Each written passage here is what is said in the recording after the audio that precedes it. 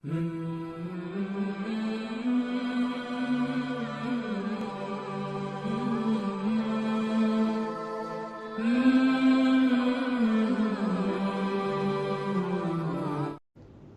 masuk surga mereka semuanya thayyibun, orang-orang yang bersih dan baik. Kalau mereka belum sampai kepada predikat thayyib, maka mereka tidak akan masuk surga. Makanya ketika orang-orang beriman dia masuk surga, dan surga ini darut thayyibin, tempat tinggal orang-orang yang semuanya baik dan suci, jiwanya, amalnya, dan seterusnya. Para malaikat menyambut orang-orang yang masuk surga dengan mengatakan, salamun alaikum tibtum, kesejahteraan atas kalian, tibtum, kalian telah bersih. Nah, agar kita bisa membersihkan jiwa ini ada konsep, ada caranya yang telah dijelaskan oleh Allah di dalam Al-Quran dan juga telah dijelaskan oleh Nabi Sallallahu Alaihi Wasallam. Dan para ulama menamakan itu dengan tazkiyatun nufus, pensucian jiwa. Sebagaimana firman Allah, qad aflaha man apa? Dalam surat Asy-Syams, qad aflaha man zakkaha wa qad khaba man dassaha. Telah beruntung orang yang mensucikan jiwanya dan telah merugi orang yang merusak jiwanya. Sebelum kita bahas ya ikhwan, di sini ana ingin mengingatkan untuk diri pribadi dan juga ikhwan, karena subhanallah kita datang lumayan jauh. Ya, bukan dari Kerawang kota ke sini, tapi dari Purwakarta ke Kerawang. Perjalanan lumayan, ya, safar. Maka Anda ingatkan ya bahwasannya ilmu ini agung dan majelis ini majelis agung. Dan yang kita lakukan sekarang ini merupakan peribadatan yang agung kepada Allah Azza wa Jalla. Ya, ilmu ini dia sama seperti jihad di jalan Allah Azza wa Jalla. Dan ilmu ini sebab terangkatnya derajat seseorang di sisi Allah Azza wa Jalla. Dan ilmu ini sebab yang menjadikan kualitas ibadah seseorang berbeda dengan orang yang tidak berilmu. Makanya ketika seseorang menuntut ilmu syar'i, dianjurkan dia untuk meluruskan niat untuk Allah Azza wa Jalla. Imam Ahmad rahimahullah berkata, al-ilm la ya'diluhu syai'. Ilmu tidak bisa dibandingkan apapun juga, tidak bisa dibandingkan dengan apapun juga. Makanya menuntut ilmu itu ibadah. Seperti sholat ibadah, puasa ibadah, zakat ibadah. Talabul ilm, menuntut ilmu ibadah. Bahkan dia termasuk ibadah yang agung dari ibadah-ibadah tatawwu, ibadah-ibadah sunnah. Ya. Makanya Imam Malik rahimahullah ketika lagi belajar mengajar, ada satu muridnya sholat. Kata Imam Malik, apa yang hendak kau lakukan? Kata dia, anak ingin sholat wahai imam. Kata Imam Malik, apa yang kau kerjakan sekarang ini dari belajar lebih utama dibandingkan sholat. Abu Hurairah radhiyallahu ta'ala an, siapa Abu Hurairah? Namanya siapa Abu Hurairah? Abu Hurairah Abdurrahman ibn Sakhar radhiyallahu ta'ala an. Di antara sahabat Nabi SAW, muttafaq, disepakati oleh seluruh para ulama, yang paling banyak menghafal riwayat hadis Nabi SAW. Beliau mengatakan, ta'allamtu baban min abwabil ilm ahab ilayya min 70 ghazwah. Aku mempelajari satu bab di antara bab-bab ilmu lebih aku cintai dibandingkan 70 kali perang di jalan Allah Azza wa Jalla. Makanya tidak ada yang bisa menyamakan jihad kecuali menuntut ilmu syar'i. Oleh karena itu Allah di dalam Al-Quran tidak memerintahkan semua hambanya untuk jihad. Di situ tetap ada satu kelompok kecil yang dia menuntut ilmu syar'i dan berdakwah di jalan Allah Azza wa Jalla. Ya, falawla nafara min kulli firqatin minhum ta'ifa liyatafaqahu fid din. Kalau bisa, ya, jangan semua orang keluar untuk pergi perang. Falawla nafar, ada beberapa orang dan kelompok dia liyatafaqahu fid-din, tafaqquh, belajar agama. Maka ayat ini menunjukkan kalau talabul ilm setara dengan jihad. Dan kadangkala ilmu bisa lebih besar hukumnya dibandingkan jihad di jalan Allah Azza wa Jalla. Karena Allah tidak menyuruh semua orang jihad, tetap ada taifah, kelompok liyatafaqahu fid-din, dia belajar agama, waliyunziru qaumahum idza raja'u ilaihim la'allahum yahdharun, untuk memberikan peringatan kepada kaumnya ketika pulang agar kaumnya mengambil peringatan. Ilmu ya ikhwan, sebab terangkatnya kakek kita yang pertama. Siapa? Kakeknya manusia siapa? Adam alaihissalam. Kita kufur dengan teori Darwin. Kalau Darwin mengatakan kakeknya siapa? Monyet, biarin dia monyet. Kalau kita Adam alaihissalam. Subhanallah ya ikhwan, Allah Ta'ala menciptakan 3: malaikat, jin, iblis berserta kawan-kawannya, dan satu lagi siapa? Ins, manusia. Malaikat khuliqat min nur, diciptakan dari cahaya, beribadah kepada Allah, la yafturun, tidak pernah malas. Jin diciptakan dari api, nar. Allah berikan Adam, Allah ciptakan dengan kedua tangannya. Allah bentuk Adam alaihissalam. Kemudian Allah utamakan Adam dari yang lain dengan apa? Apa Allah utamakan Adam dengan jin dan malaikat? Ilmu. Dengan ilmu. Allah berfirman, wa'allama Adam al-asma'a kullaha. Allah mengajarkan kepada Adam semua nama-nama. Ya. Maka ketika Allah mengatakan inni ja'ilun fil ardi khalifah, aku akan menjadikan di bumi seorang pemimpin. Malaikat dengan keagungannya dan mengagungkan Allah Azza wa Jalla mengatakan, qalu ataj'alu fiha may yufsidu fiha wa yasfiku dima'. Engkau akan menjadikan di bumi ini pertumpahan darah dan yang merusak. Qala inni a'lamu ma la ta'lamun. Aku mengetahui apa yang kalian tidak ketahui. Gimana Allah mengutamakan Adam di hadapan para malaikat? Wa 'allama Adam al-asma'a kullaha. Allah mengajarkan kepada Adam semua nama-nama. Kata para ulama, maksudnya nama-nama di bumi. Padahal Adam belum ke bumi, tapi Allah udah kasih ilmu kepada Adam nama-nama di bumi. Di bumi itu ada pohon, ada laut, ada daratan, ada ini.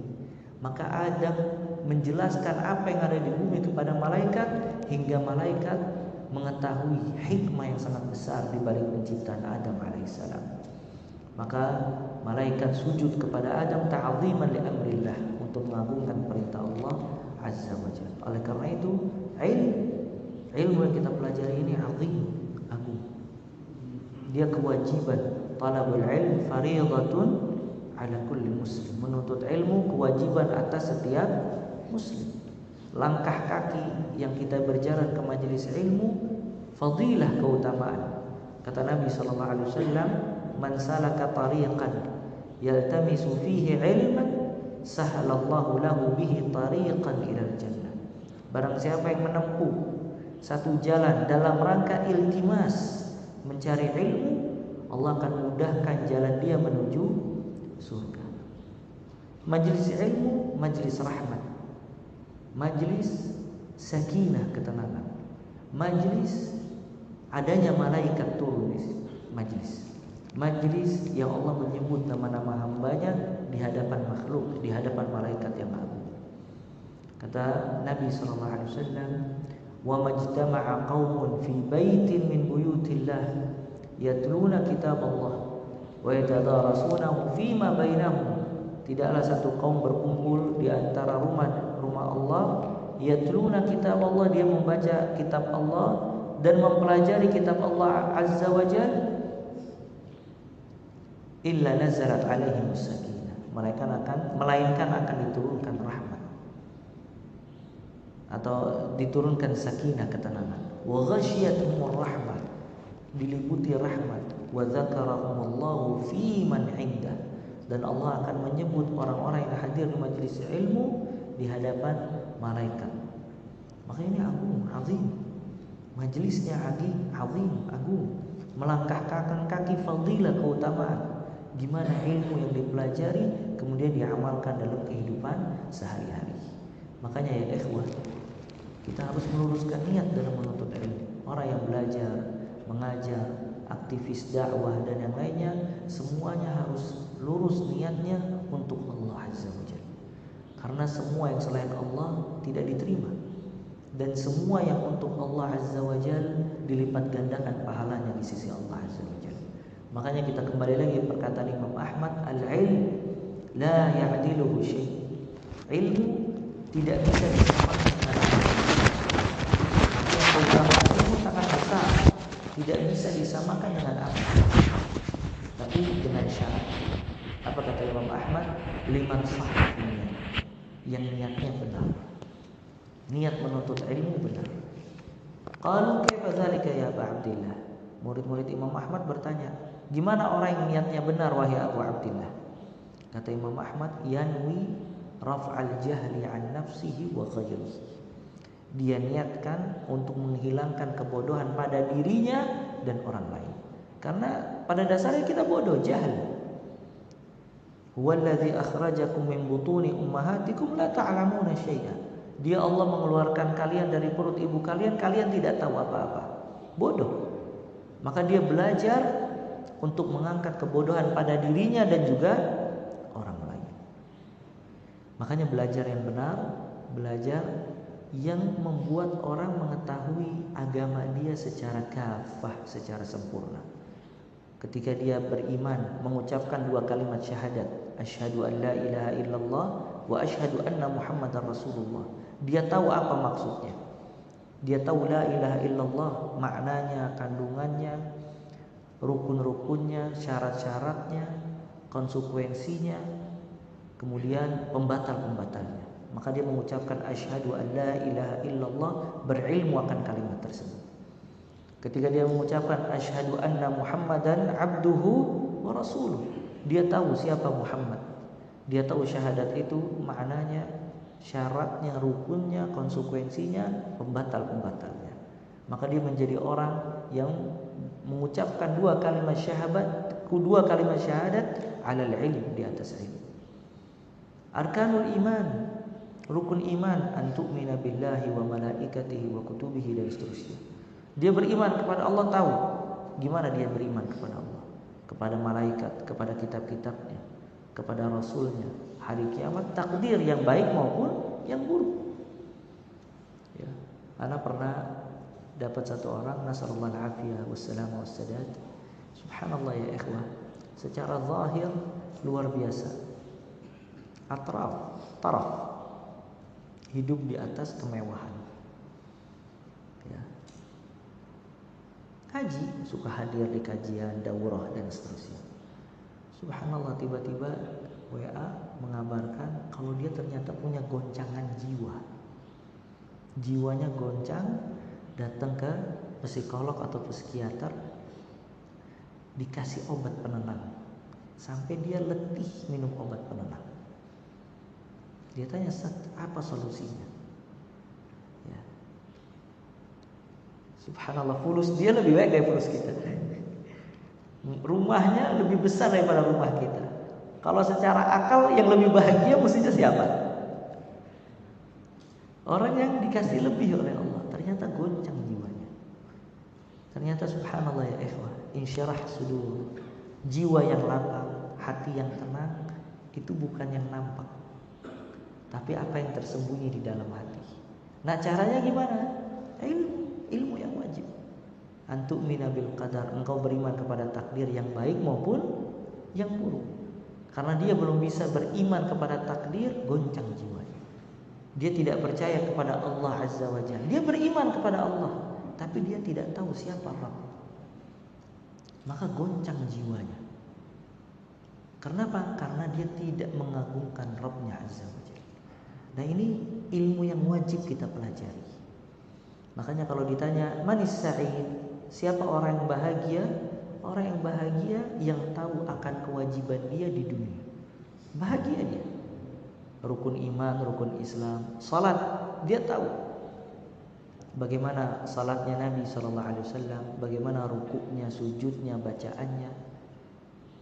Zakat dia tahu bagaimana mengeluarkan zakat yang benar, haji, bagaimana haji yang benar, puasa dan seterusnya.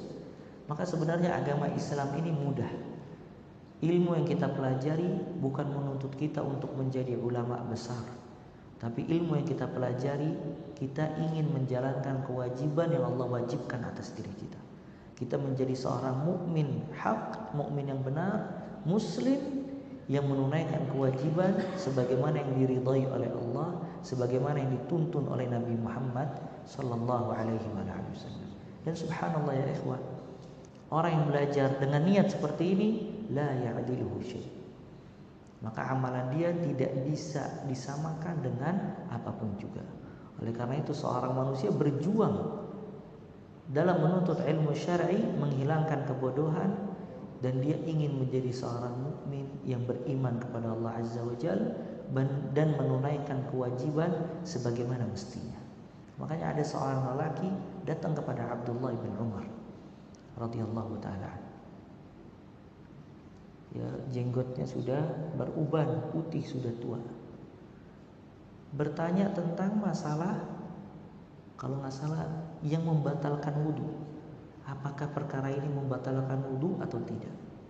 Kata Abdullah bin Umar, lihat dia dengan usianya yang putih masih menanyakan permasalahan-permasalahan yang mestinya dia sudah amalkan puluhan tahun sebelumnya. Artinya kemana aja dia? Kenapa kok masalah yang mestinya dia sudah tahu semenjak dia remaja sampai tua dia tidak tahu hukumnya? Dan ini kewajiban hidup. Ya. Nah, maka ini pentingnya kita menuntut ilmu syar'i tatbiqan wa amalan, mengamalkan firman Allah, mengamalkan sabda Nabi sallallahu alaihi wasallam, talabul ilm fariidatun ala kulli muslim. Menuntut ilmu hukumnya wajib atas setiap muslim. Apa yang wajib? Yang wajib dari perkara-perkara yang Allah wajibkan atas kita untuk kita tunaikan, kalau tidak kita berdosa di sana. Bisa difahami ini ya. Nah, maka ini motivasi utama dalam menuntut ilmu syar'i, kal muqaddimah, seperti apa? Sebagai muqaddimah kajian kita. Masih ada waktu beberapa menit sebelum tanya jawab. Mungkin pembahasan kali ini kita akan membahas pembukaan tazkiyatun nufus. Tadi apa tazkiyatun nufus, Bapak-bapak? Konsep persucian jiwa. Jadi Nabi SAW atau sifat dasar manusia dua. Siapa yang tahu? Manusia punya sifat dua yang Allah sifati dengannya, dan sifat ini dua-duanya buruk. Siapa yang tahu? Allah mensifati manusia zaluman jahulan. Manusia itu dua. Ada sifat, Allah mensifati beberapa karakter sifat manusia di dalam Al-Quran. Makanya mesti dibahas tuh sifat-sifat dasar manusia di dalam Al-Quran. Kayaknya Allah berfirman, innal insana khuliqa halu'a. Manusia diciptakan halu, berkeluh kesah. Itu sifat dia. Qatur, bakhil, pelit. Ajula, tergesa-gesa. Terus sifatnya ya, lihubbil khair lasyadid, cinta sama harta. Nah, ini sifat-sifat dasar manusia. Di antara sifatnya zaluman jahulan. Dia zalim, bodoh. Ya, Allah berfirman di akhir surat Ahzab, inna aradna al-amanata 'ala as-samawati wal ardi wal jibal fa'abayna an yahmilnaha wa ashfaqna minha wa hamalaha al-insan innahu kana zaluman jahula. Kami tawarkan amanah, maksudnya amanah beban syariat, diutusnya Rasul, agama Islam, Quran. Allah tawarkan 'ala samawati wal ardi wal jibal. Allah tawarkan ke langit, Allah tawarkan ke bumi, Allah tawarkan ke gunung. Langit, bumi, gunung ini makhluk agung. Ya, makhluk agung. Tapi ketika ditawarkan amanah ini, fa'abaina ayyahmilnaha wa ashfaqna minha. Mereka nggak mau, takut karena besarnya amanah. Akhirnya siapa yang membawa amanah ini? Wa hamalahal insan. Manusia ambil amanah ini. Setelah dia mengambil, Allah mensifati dua sifat. Innahu kana zaluman jahula. Sesungguhnya manusia ini bodoh, kemudian zalim. Dia bodoh karena dia tidak tahu amanah yang sangat besar yang dia ambil. Zalim karena dia melampaui batas. Nah, ini dua sifat manusia, jahul, zalum. Dan kalimat jahul dan zalum itu kalau diartikan ke dalam bahasa Indonesia, sangat bodoh, sangat zalim. Jadi manusia sangat bodoh, sangat zalim. Subhanallah, dua sifat ini, Bapak-bapak, bisa terselesaikan dengan diutusnya Nabi Muhammad SAW. Allah mengutus Nabi Muhammad SAW dan semua para nabi, para rasul. Maka tugasnya Nabi menghapus dua sifat ini pada manusia. Menghapus kebodohan pada dirinya. Yang kedua, menghapus kezaliman pada dirinya.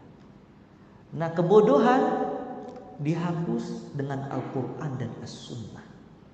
Maka Allah memberikan kepada Nabi SAW apa, Bapak-bapak? Dua hal. Sumber ilmu dan sumber pengambilan ilmu, Al-Quran dan As-Sunnah. Ya. Ala inni utitul Quran wa mithlahu ma'a, kata Nabi SAW. Aku diturunkan kepadaku Al-Quran dan yang semisal Al-Quran, As-Sunnah. Maka Allah mengutus kepada Nabi SAW Al-Quran dan As-Sunnah. Al-Quran dan As-Sunnah fungsinya menghilangkan kebodohan jahul. Maka manusia mempelajari Al-Quran dan As-Sunnah, hilang satu sifatnya. Apa? Jahal, kebodohan. Subhanallah, zalum, zalim itu dihilangkan dengan tazkiyatun nufus, pensucian jiwa. Maka jiwanya disucikan agar hilang darinya zul, kezaliman. Maka subhanallah, Allah mengutus Nabi Muhammad SAW yang mengikuti petunjuknya akan hilang sifat bodoh dan akan hilang sifat zalim.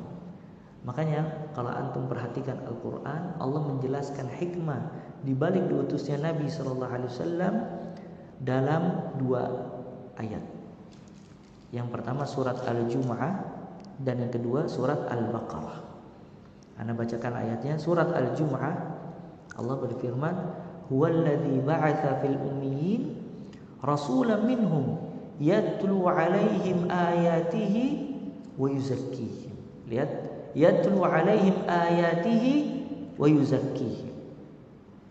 Dia Allah yang mengutus kepada umat ummi seorang rasul. Apa rasul tersebut tugasnya? Yatlu 'alaihim ayatihi, membacakan kepada kaum tersebut ayat-ayatnya, Al-Quran dan As-Sunnah. Al-Quran As-Sunnah menghilangkan apa? Kebodohan, jahil. Lihat, wa yuzakkihim. Setelah membacakan ayat-ayat, tugas Rasul ini apa? Yuzakkihim, mensucikan mereka. Konsep pensucian jiwa. Jadi Nabi SAW mensucikan umatnya jiwanya. Wa yuzakkihim. Itu surat Al-Jumu'ah ayat 2. Allah juga berfirman dalam surat Al-Baqarah ayat 129. Rabbana, doa Ibrahim alaihissalam. Rabbana wab'ats fihim rasulan minhum yatlu 'alaihim ayatika wa yu'allimuhumul kitaba wal hikmata wa yuzakkihim. Allah, Ibrahim berdoa, Rabbana, wahai Rabbku, wab'ats fihim, utuslah kepada manusia ini rasulan minhum, rasul dari kalangan mereka, yatlu 'alaihim ayatik, membacakan ayat-ayatmu kepada kaumnya, wa yu'allimuhumul kitaba wal hikmah, dan mengajarkan kepada mereka Alkitab, Al-Quran dan hikmah. Hikmah ya ikhwah, di dalam Al-Quran itu ditafsirkan dengan sunnah, sebagaimana disebutkan oleh Ibnu Abdul Bar dengan riwayat-riwayat sahabat. Hikmah as-sunnah, Jadi Rasul membacakan kepada umatnya Al-Quran dan As-Sunnah. Setelah itu apa? Wa yuzakkihim, mensucikan mereka. Makanya lihat subhanallah, di hadapan kita Al-Quran, As-Sunnah, obat menghilangkan kebodohan, tazkiyatun nufus, obat menghilangkan kezaliman. Makanya jiwa butuh tazkiyatun nufus, pensucian jiwa. Ya, sebagian orang-orang yang berilmu dia memiliki sifat melampaui batas.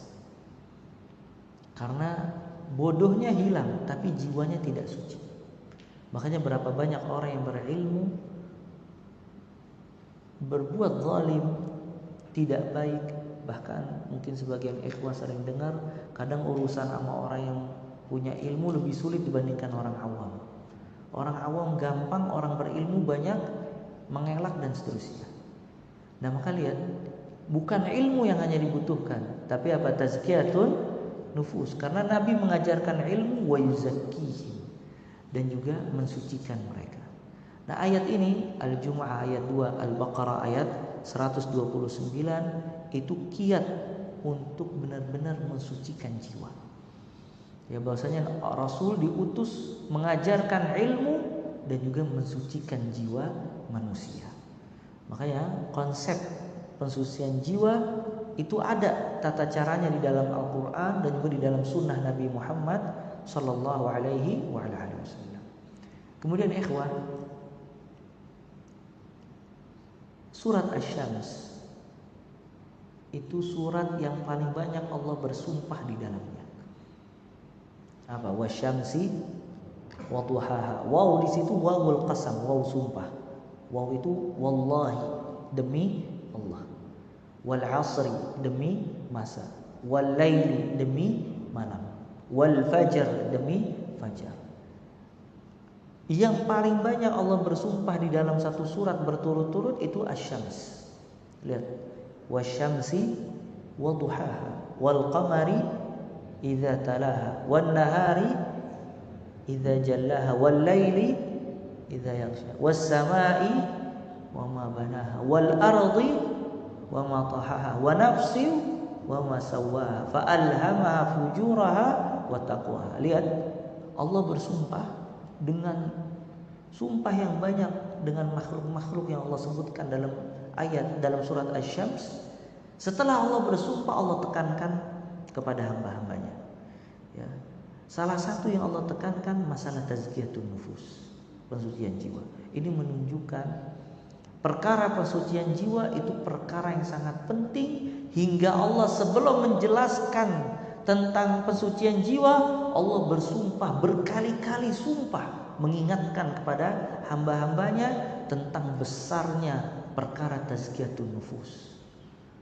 Wa nafsin wa masawaha, demi jiwa yang Allah ciptakan, fa alhamaha fujuraha wa taqwaha, maka Allah ilhamkan yang baik dan yang buruk. Qad aflaha man zakkaha, telah beruntung orang yang mensucikannya. Wa qad khaba man dassaha, dan telah merugi orang yang merusaknya. Qad aflaha man zakkaha, telah beruntung orang yang mensucikannya. Artinya dia mensucikan jiwanya dengan mentauhidkan Allah dan juga mengamalkan amalan-amalan saleh yang banyak dan terus-menerus konsisten. Maka jiwanya zaki, bersih. Dia membersihkan jiwanya dengan banyak beramal saleh tadi. Maka orang yang seperti ini aflah, beruntung. Wa qad khaba man dassaha, dan telah merugi orang yang mengotori jiwanya dengan maksiat, dosa, dan terus-menerus di atas perbuatan tadi.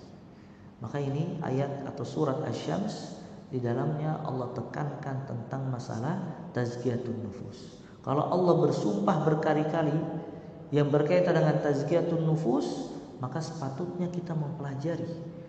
Ya, kenapa kok Allah hingga berkali-kali sumpah agar hambanya menjadi orang-orang yang beruntung dengan mensucikan jiwanya. Kemudian ikhwan, tazkiyatun nufus, pensucian jiwa itu berkaitan dengan apa? Jiwa, maksudnya berkaitan dengan hati. Hati ya ikhwah, qalb, dia memiliki peran penting bagi kehidupan manusia. Dan subhanallah, manusia banyak memperhatikan yang zahir tapi tidak memperhatikan yang batin. Dia lihat yang zahir, semua yang nampak mesti menjadi sorotan manusia. Ya, rumah yang mewah, kendaraan, kemudian pakaian, muka glowing, ya, dan seterusnya dilihat sama manusia. Tapi manusia paling banyak lupa al-qalb, hati. Sedangkan subhanallah, apa yang nampak dari manusia tidak dilihat oleh Allah sama sekali. Allah melihat apa yang tersembunyi di dalam hatinya. Makanya orang kalau ingin jadi besar di sisi Allah, apa yang ada di dalam hatinya mesti besar kepada Allah yang tidak bisa dilihat sama manusia. Oleh karena itu, orang yang beramal tidak ada pandangan manusia, itu pahalanya lebih besar dibandingkan orang yang beramal dilihat manusia. Kenapa ya? Karena ketika dia beramal sendiri, dia tidak berharap kecuali pahala dari Allah Azza wa Jalla. Ini menunjukkan apa yang tersembunyi di dalam hatinya batin sangat kuat, hingga dia beramal tidak ada yang perlu tahu kecuali Allah Azza wa Jalla. Maka Nabi SAW mengatakan, rubba ash'ad akbar. Berapa banyak orang berdebu, tidak rapi, rambutnya berantakan, dipandang rendah sama manusia. Tapi orang ini, lau aqsama 'ala Allah la abarrah. Kalau dia bersumpah atas nama Allah, dikabulkan nama Allah Azza wa Jalla. Artinya dia kecil di pandangan manusia, tapi besar di hadapan Allah Azza wa Jalla.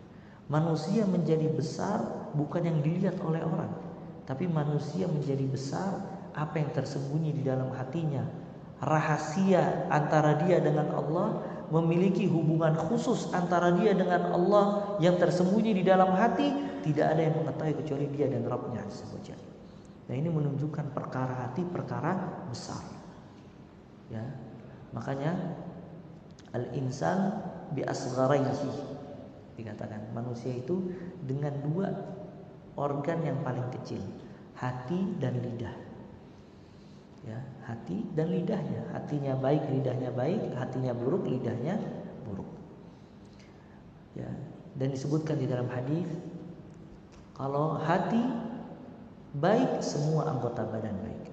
Kata Nabi SAW, ala wa inna fil jasadi mudghah, idza salahat salahal jasadu kullu, wa idza fasadat fasadal jasadu kullu, ala wa hiya al-qalb. Ketahuilah, di dalam jasad manusia ada mudghah. Mudghah itu segumpal daging, ya, sekepal tangan yang bisa masuk ke mulut, itu mudghah. Nah, di dalam jiwa manusia ada mudghah. Idza salahat salahal jasadu kullu. Kalau benar segumpal daging ini, semuanya benar. Idza fasadat, kalau rusak segumpal daging ini, semuanya rusak. Apa segumpal daging tersebut? Ala wahyal qalb, yaitu hati. Makanya ini anjuran al-i'tina dan ihtimam bi amril qalb. Anjuran memperhatikan hati. Kalau kita subhanallah memperhatikan badan, sekarang zaman orang jaga kesehatan luar biasa. Sampai anak-anak SMA, ya SMA mungkin, itu udah mulai fitness zaman sekarang. Badannya udah bagus-bagus. Anak nemuin anak SMA, badannya bagus. Dia bilang, anak di sekolah udah fitness. Artinya sekarang zaman memang subhanallah pola hidup diperhatikan sama manusia. Apa puasa yang sekian jam, kemudian juga pola makan. Orang banyak ikutin konten-konten kesehatan, dokter, semuanya ngecek darah terus-terusan. Ini dia takut dari penyakit. Tapi subhanallah, siapa di antara kita yang pernah dia perhatikan hatinya? Kaif qalbu, gimana nih hatinya, baik apa enggak? Hati dia itu baik tidak sama Allah Azza wa Jalla? Dia setiap sholat ikhlas apa tidak? Setiap sedekah ikhlas apa tidak? Hatinya tersakiti apa tidak kalau berbuat dosa? Waktu yang kebuang tersakiti apa tidak? Dan seterusnya. Padahal perkara hati jauh lebih penting dibandingkan perkara jasad. Jasad yang kita pelihara, kita jaga kesehatannya, makanannya, ujungnya jadi apa? Bangkai. Antum jasad ini masuk ke liang lahat, ya, dalam waktu yang sangat cepat dia menjadi bangkai. Semua makanan yang dia jaga, olahraga, otot yang besar akan hancur termakan oleh hewan dan serangga. Tapi subhanallah, hati akan tetap seperti itu ketika dibangkitkan oleh Allah Azza wa Jalla. Kata Allah apa? Wa innahu lihubbil khairi lasyadid afala ya'lamu idza bu'thira ma fil qubur wa hussila ma fis sudur. Apa yang ada di dalam hati akan dicek sama Allah Azza wa Jalla. Yauma tublas sarair. Pada hari kiamat apa yang tersembunyi di dalam hati akan ditampakkan oleh Allah Azza wa Jalla. Makanya ada perkataan salaf, ajaban minan nas yabkuna ala man mata jasadu wa la yabkuna ala man mata qalbu wa huwa asyad. Sungguh menakjubkan sebagian manusia nangis orang yang jasadnya mati tapi tidak pernah nangis orang yang hatinya mati. Padahal kematian hati jauh lebih parah dibandingkan kematian jasad. Perkataan ini ya ikhwah bukan mengesampingkan kesehatan tubuh, tidak. Tubuh tetap wajib dijaga karena jasad ini akan ditanya oleh Allah Azza wa Jalla. Cuman memperhatikan tubuh tanpa memperhatikan din, agama dan hati itu salah. Orang kufar sudah jauh lebih memperhatikan kesehatannya dibandingkan orang Islam. Maksudnya dibandingkan sekarang ini, karena mereka hidup sehat, pola sehat dan seterusnya, dunia mereka. Nah, cuman yang harus kita jaga hati, karena kesehatan jiwa dan kesehatan hati itu yang akan dilihat oleh Allah Azza wa Jalla.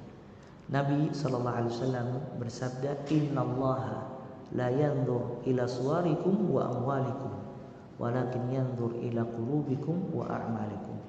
Sesungguhnya Allah Ta'ala tidak pernah melihat jasad kalian dan harta kalian. Dan subhanallah, hadis ini hikmah ya ikhwan. Kalau seandainya yang dilihat oleh Allah jasad dan harta, kadang orang Eropa jauh lebih bagus dibandingkan kita orang Asia. Ya. Cuman Allah tidak pernah melihat jasad dan harta. Walakin yanzur ila qulubikum wa a'malikum. Allah melihat kepada hati kalian dan amalan-amalan kalian. Maka yang dilihat oleh Allah Azza wa Jalla itu. Kalau seandainya Allah melihat hati dan amal, kenapa kita tidak memberikan perhatian? Namun kita memberikan perhatian kepada perkara yang tidak dilihat oleh Allah sama sekali. Badan yang bagus, kesehatan, penampilan dan seterusnya. Dan terakhir sebelum ana tutup ya ikhwah, subhanallah, para ulama Ahlus Sunnah wal Jamaah sepakat manusia paling terbaik setelah Nabi Muhammad SAW dari umatnya siapa? Siapa manusia paling terbaik dari umat Nabi SAW setelah Nabi SAW? Siapa? Abu Bakar. Betul tidak? Abu Bakar manusia terbaik dari umat ini setelah Nabi SAW. Nabi Rasul. Nah, dari umat ini yang paling terbaik siapa? Abu Bakar As-Siddiq radhiyallahu taala. Dia sahabat yang paling utama dan khalifah pertama kaum muslimin. Abu Bakar itu mengungguli sahabat yang lain bukan karena amal ibadahnya saja. Tabi'in bisa jadi amal ibadahnya lebih banyak dibandingkan Abu Bakar. Tapi ada satu perkataan salaf, ma sabaqakum Abu Bakar bi kathrati salat wala shaum walakin ma waqara fil qalb. Abu Bakar mendahului kalian bukan dengan banyaknya salat dan puasa, tapi apa yang ada di dalam hatinya itu tidak bisa dikalahkan dengan siapapun juga. Maka kita sepakat iman yang ada di dalam hati Abu Bakar itu iman yang paling terbaik dari umat ini, umat Nabi Muhammad SAW. Maka Abu Bakar orang yang ditunjuk sama Allah untuk menemani Nabi-Nya SAW seumur ini. Maksudnya sepanjang Nabi SAW berdakwah sampai wafat, dan ditunjuk oleh Allah Azza wa Jalla menjadi pengganti Nabi-Nya setelah Nabi Muhammad SAW. Kenapa? Al-qalb, hatinya, imannya. Antum bayangkan ikhwah, ini orang-orang Arab jahiliyah, Nabi SAW menceritakan kepada mereka, tadi malam ana Isra, kemudian Mi'raj. Apa itu Isra? Isra itu perjalanan malam dari Makkah ke Baitul Maqdis.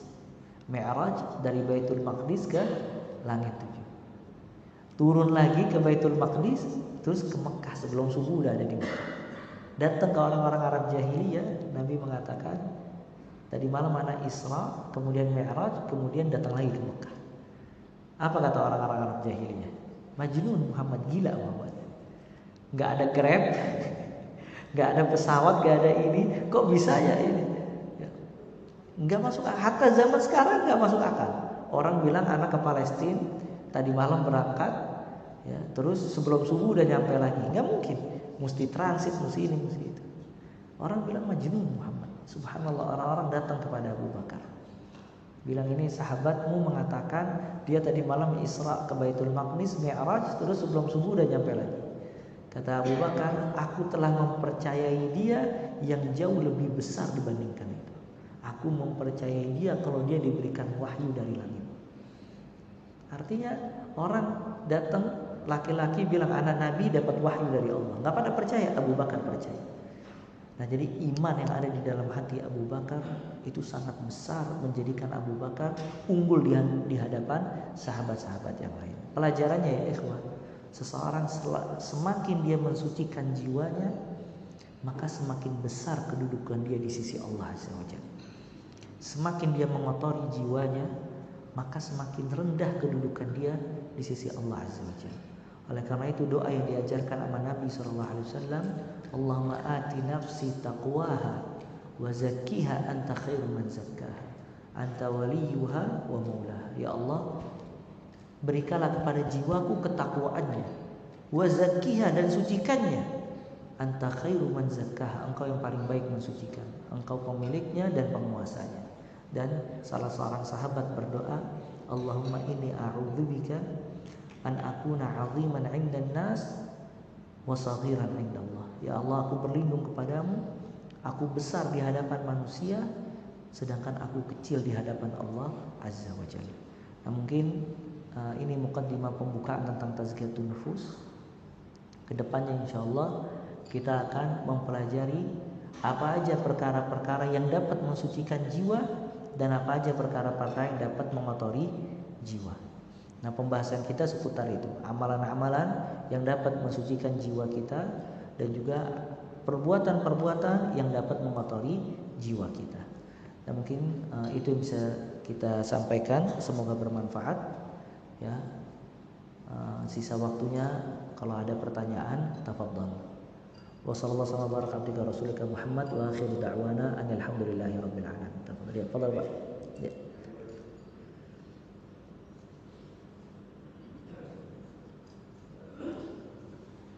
Voucher yang tadi. Apa? Hadiah. Voucher. Yang nanya nanti dikasih. Oh iya. Nah.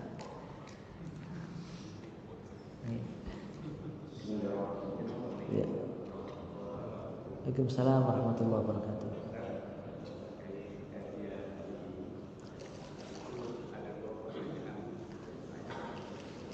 Tentang ilmu itu tingkatannya jauh lebih tinggi sehingga dibanding dengan sunnah tadi yang disampaikan sehingga ilmu seperti itu.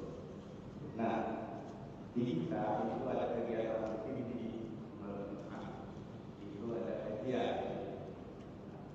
Nah, kajian tadi sampai dengan beberapa waktu bisa.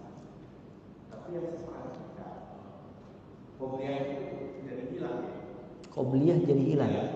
Jadi setelah selesai langsung kromatikon. Nah, saya begini, apakah memang seperti itu atau ada ruang agar kita bisa melakukan qobliyah itu? Maksudnya qobliyah setelah azan Isya sebelum qomat. Iya. Jadi setelah ada dilanjut lagi kajian. Iya. Kalau ada opportunity yang hilang, ada kesempatan untuk mendapatkan pahala kemudian tadi jadi tidak ada. Proses mana aja. Yang kedua, yang tadi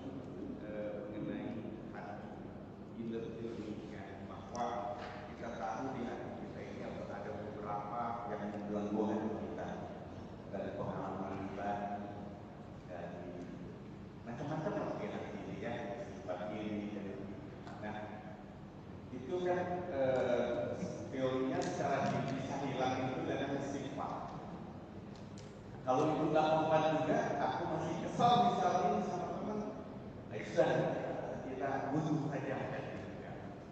Nah, namun demikian kan sifat manusia sekarang balik lagi. Nah di sini ada dua hal saja yang terkait dengan ini, tadi masalah pembelajaran sholat tadi. Nah yang keduanya mengenai tadi kejernihan dari Islam. Mohon penjelasannya. Assalamualaikum warahmatullahi wabarakatuh. Waalaikumsalam warahmatullahi wabarakatuh. Alhamdulillah. Yang pertama ikhwah yang harus kita ketahui, yang paling terpenting bagi seorang hamba, dia berpindah dari satu ibadah dengan ibadah yang lain. Selama dia masuk dalam rangkaian ibadah, maka selama itu juga dia di atas kebaikan. Katakanlah misalnya dia biasa zikir pagi ba'da subuh, seperti itu misalnya. Subhanallah qadarallah, dia tidak bisa zikir pagi pada waktu itu. Kenapa? Karena dia harus takziah ada saudaranya yang meninggal. Maka ketika itu dia meninggalkan dari satu aktivitas, berpindah kepada aktivitas yang lain, dua-duanya sama-sama mendapatkan pahala, itu tidak jadi masalah, boleh. Nah dia biasa sholat qabliyah seperti Bapak. Subhanallah ketika itu duduk mendengarkan kajian. Nah mungkin karena kajian dilanjut setelah azan, ada beberapa poin, pertanyaan dan yang lainnya, itu tidak jadi masalah. Dia karena pada hakikatnya berpindah dari satu ibadah qabliyah yang biasa dia lakukan, tapi dia berpindah dari ibadah yang lain menuntut ilmu syar'i. Maka selama dia pindah dari satu ibadah kepada ibadah yang lain, pada hakikatnya alal khair, dia di atas kebaikan. Dan kebiasaan Bapak sholat qabliyah yang terhalangi dengan kajian, Bapak tetap mendapatkan pahala qabliyah. Kenapa? Karena Bapak meninggalkan qabliyah ada uzur ketika itu. Apa uzurnya? Bapak mendengarkan kajian. Nah ini juga contoh seperti orang biasa mengerjakan sholat sunnah rawatib. Ada berapa sholat sunnah rawatib? 12 ya, 12 rakaat. Subhanallah dia safar. Safar kan ada jamak, qasar dan yang lainnya. Dan juga di antara petunjuk Nabi SAW, Nabi nggak pernah mengerjakan sholat sunnah rawatib kalau safar. Yang dikerjakan sama Nabi cuma 2 rakaat fajar sama witir. Sisanya ditinggalkan sama Nabi SAW. Nah cuman ketika dia meninggalkan karena uzur, maka kebiasaan yang dia lakukan, dia tetap dapat ganjaran sunnah rawatib itu. Kenapa? Karena dia terbiasa melakukannya. Puasa, dia puasa Senin Kamis misalnya. Subhanallah, lagi enak-enak puasa hari Senin, ingat dia, ya Allah keponakan saya nikah. Akhirnya mau gak mau dia harus datang walimah, harus membatalkan puasa, karena kan dia hadir walimah keponakannya dan seterusnya. Nah ketika dia membatalkan karena uzur, dia tetap mendapatkan pahala puasa Senin karena dia rutin melakukannya. Nah hal ini sebagaimana sabda Nabi SAW, idza maridal 'abd aw safar kutiba lahu ma kana sahihan muqiman. Apabila seorang hamba sakit atau safar, maka tetap Allah memberikan ganjaran pahala yang biasa dia lakukan ketika dia mukim dan sehat. Jadi kalau dia mukim dan sehat, suka sholat, suka puasa ini itu, kemudian dia ada uzur safar atau sakit, maka nilai pahala yang biasa dia lakukan tidak terputus, tetap dia dapat ganjarannya. Jadi sebenarnya nggak jadi masalah, karena Bapak berpindah dari satu ibadah ke ibadah yang lain. Bapak biasa sholat sunnah qabliyah, tiba-tiba ada kajian, nggak apa-apa. Bapak dengarkan kajian, karena kajian juga ibadah sebagaimana sholat ibadah. Maka selesai kajian sampai selesai, kemudian sholat berjamaah nggak jadi masalah. Ya, kecuali yang jadi masalah, kita biasa puasa Senin Kamis, kita tinggalkan karena pengen nongkrong sama teman-teman. Itu masalah. Ya, diajak nongkrong, nongkrong dulu deh. Nah kita berpindah dari satu ibadah ke hal-hal sia-sia. Nah itu nggak boleh. Kita biasa sholat sunnah rawatib, kita malas nonton bola misalnya. Nah itu kan berpindah dari satu ibadah ke perkara yang ini, maka dia tidak dapat ganjaran sama sekali. Ya. Nah itu yang pertama. Terus yang kedua, manusia ini ikhwah punya dua hubungan. Pertama, hubungan dia dengan Allah Azza wa Jalla. Yang kedua, hubungan dia dengan sesama manusia.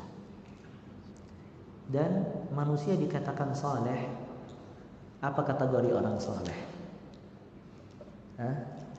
Orang saleh, Ustadz, kalau nama dia saleh, tandanya dia saleh. Kapan seseorang dikatakan saleh? Kata Allah Azza wa Jalla, ulaika ma'al ladzina an'ama Allahu 'alaihim minan nabiyyin wasiddiqin wasyuhada wassalihin. Nah, saleh itu apa? Saleh itu adalah orang yang memiliki dua hubungan baik. Hubungan dia dengan Allah baik, hubungan dia dengan sesama manusia baik. Nah, yang pertama harus dia perbaiki hubungan dia dengan Allah dengan tazkiyatun nufus. Dia mengamalkan amalan-amalan yang bisa mensucikan jiwanya.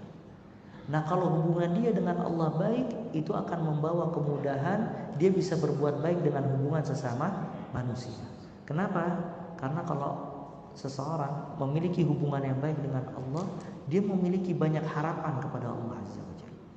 Nah, ketika dia menjalani hubungan sosial dengan sesama manusia, maka dia bisa sabar.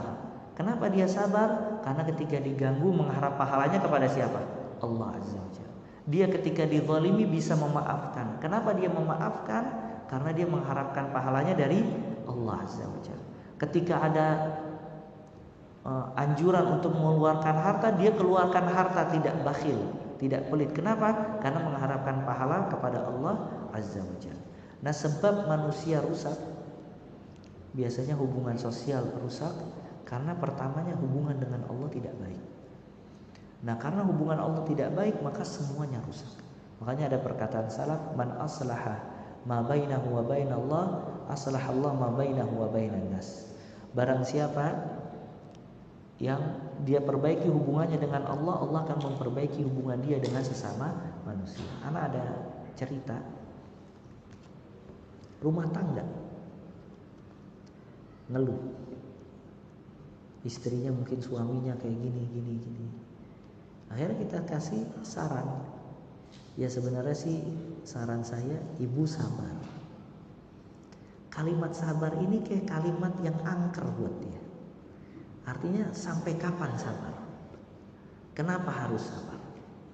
Padahal subhanallah, kalau antum baca Al-Quran, Allah banyak mengulang-ulang kalimat sabar. Bahkan Allah menyuruh nabinya untuk sabar.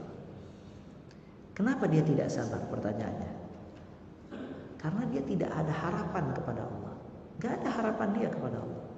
Kecil hubungan dia dengan Allah, hingga kalau dia harus sabar, dia tidak ada harapan kepada Allah. Nah, tapi kalau manusia mengharapkan yang besar di sisi Allah Azza wa Jalla, maka dia bisa sabar dengan mengharapkan pahala kepada Allah. Nah, ini salah satu contoh gimana orang itu bisa jiwanya itu lapang dan lega. Maaf ini subhanallah Bapak, kayak satu amalan yang menghinakan diri kalau di masyarakat awam. Jadi kalau kita minta maaf kayak seolah-olah kita kalah. Dia yang salah, anak nggak mau maafin. Kalau anak maafin, anak kalah tandanya. Ya. Padahal subhanallah Allah mengingatkan, fa'fu wasfahu, maafkanlah, berdamailah. Wal 'afina 'anil nas, orang-orang yang suka memaafkan manusia. Tapi kenapa kok hatinya tidak lapang untuk memaafkan? Karena dia tidak mengharapkan apa yang ada di sisi Allah Azza wa Jalla. Nah, maka harus hubungan dengan Allah baik, akan berjalan hubungan baik dengan manusia. Nah, gimana Bapak supaya benar-benar bisa baik hatinya dan yang lainnya? Nah, Bapak perbaiki hubungan dengan Allah Azza wa Jalla dengan tadi istighfar, ibadah, mempelajari ilmu-ilmu, sabar, ganjarannya apa, maaf, keutamaannya apa, gimana Nabi SAW menghadapi manusia. Sambil kita latih jiwa kita untuk mengamalkan ilmu tadi. Maka dengan berjalannya waktu, manusia itu akan mendapati kelapangan jiwa yang tidak pernah dia dapati sebelumnya. Makanya disebutkan Ibnu Taimiyah rahimahullah, ulama digebukin. Ada orang benci sama Ibnu Taimiyah, bayar orang suruh gebukin Ibnu Taimiyah. Yang benci ini bayar orang, digebukin Ibnu Taimiyah. Subhanallah, Ibnu Taimiyah masuk rumah, ada yang lapor polisi. Nah, polisi tahu provokatornya. Itu provokatornya saking takutnya ditangkap polisi, ngumpet di rumah Ibnu Taimiyah. Ketok pintu, anak ngumpet di rumah antum, dikejar-kejar polisi. Ibnu Taimiyah tahu ini provokatornya. Kata Ibnu Taimiyah, udah ente kalau masuk ke rumah anak nggak bakal ditangkap polisi, karena si polisi lagi nyari orang yang gebukin anak. Jadi subhanallah, kef lapangnya jiwa dia bisa memaafkan kesalahan orang pada saat itu, sampai orang yang berbuat salah dilindungi sama dia dan dimaafkan sama dia. Nah ini subhanallah derajat aulia, kekasih-kekasih Allah azza wa jalla. Mungkin seperti itu Pak, wallahu a'lam bishawab. Tafadhal ya, wajar. Nanti bisa diambil mungkin. Tafadhal, pertanyaan yang lain? Ada lagi pertanyaan? Ya Allah. La ilaha illallah.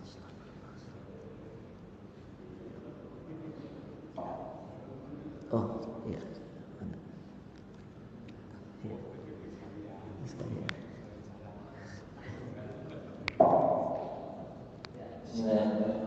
Waalaikumsalam warahmatullahi wabarakatuh. Itu di masjid ya. Nah, pertanyaan itu yang pertama, apakah beda antara hati?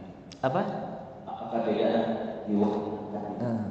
Itu yang pertama. Yang kedua, itu bagaimana step-step kita untuk melakukan pensucian jiwa?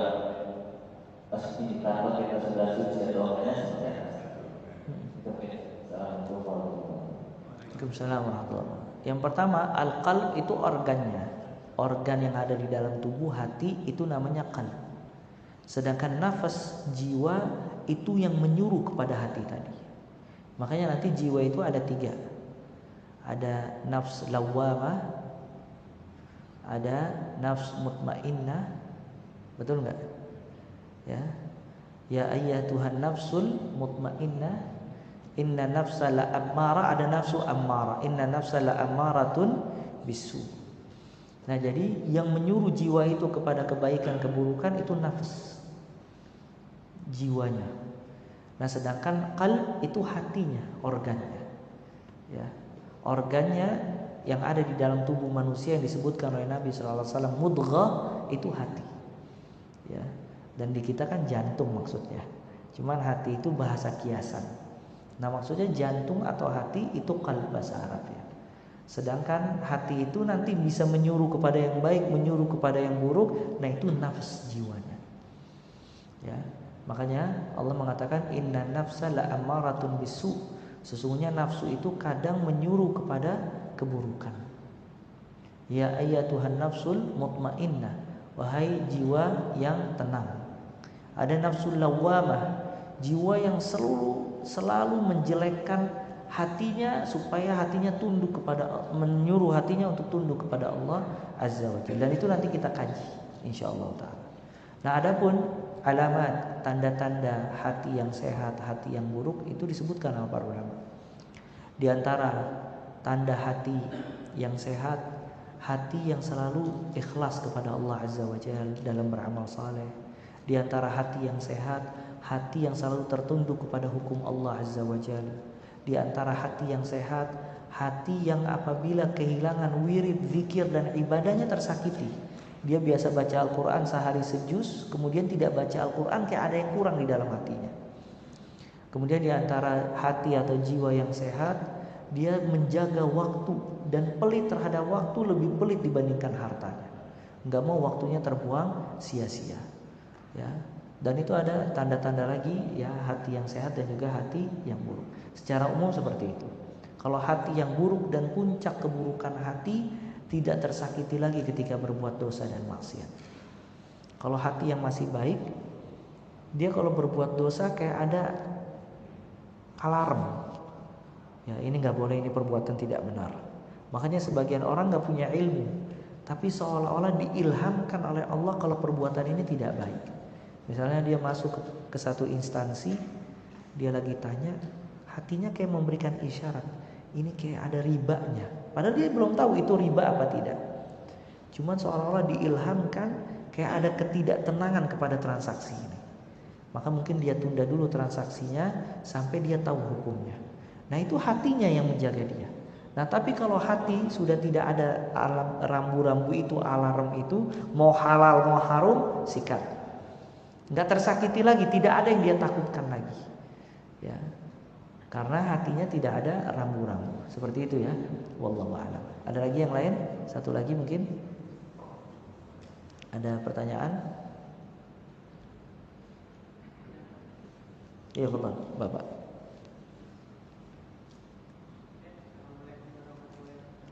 Waalaikumsalam warahmatullahi wabarakatuh.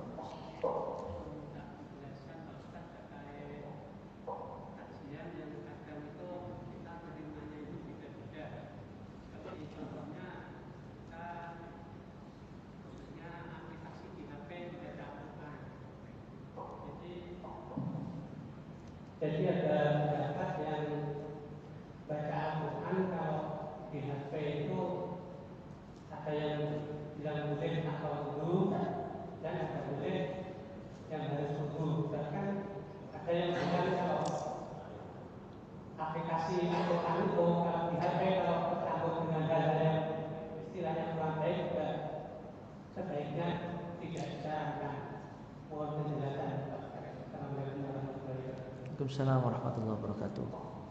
Jadi ikhwah, pada dasarnya seseorang itu baca Al-Quran lewat mushaf. Mushaf itu Al-Quran yang ada, itu dasar orang baca Al-Quran.